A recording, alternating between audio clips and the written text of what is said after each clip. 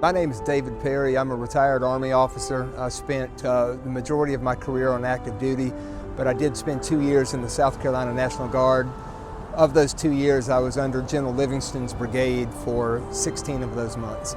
I am Phil Williams.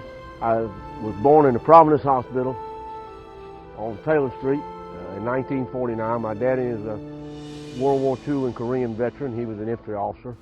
I went to Densville High School. I went to the University of South Carolina, and I'm a high school football coach.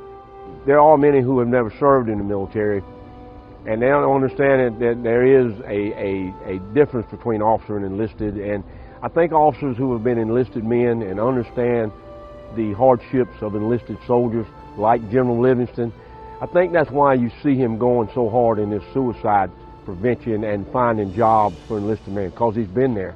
You know, he's pulled KP, he's pulled guard duty, he's cleaned restrooms, he's picked up cigarette butts. And, you know, it's kind of a kinship. Once you do that, you understand, you have some accurate empathy for what those enlisted men are going through.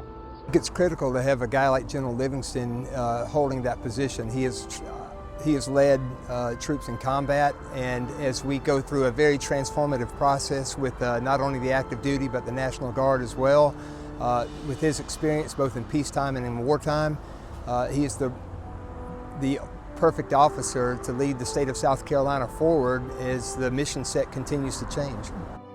The term citizen soldier, I think General Livingston is the dictionary definition of a citizen soldier. He has done extremely well as a businessman. He employs quite a few people.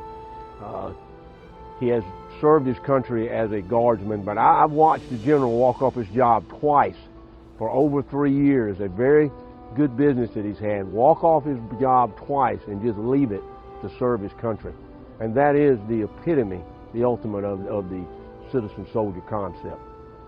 Though I was a junior officer and was located at an isolated position in southern Afghanistan, I was aware of the positive impact that General Livingston had on the brigade and on South Carolina as a whole, as a deployable unit.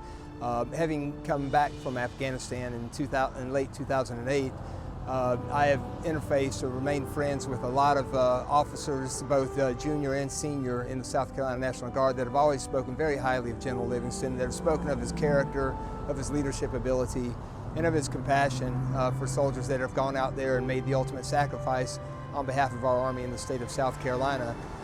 With as many officers that have gotten behind him, I believe that it is in the best interest of the state of South Carolina to vote for General Livingston for another term. He has such a wealth of citizen, soldier, commander that you know, he is absolutely the best adjutant general that I've seen in my lifetime.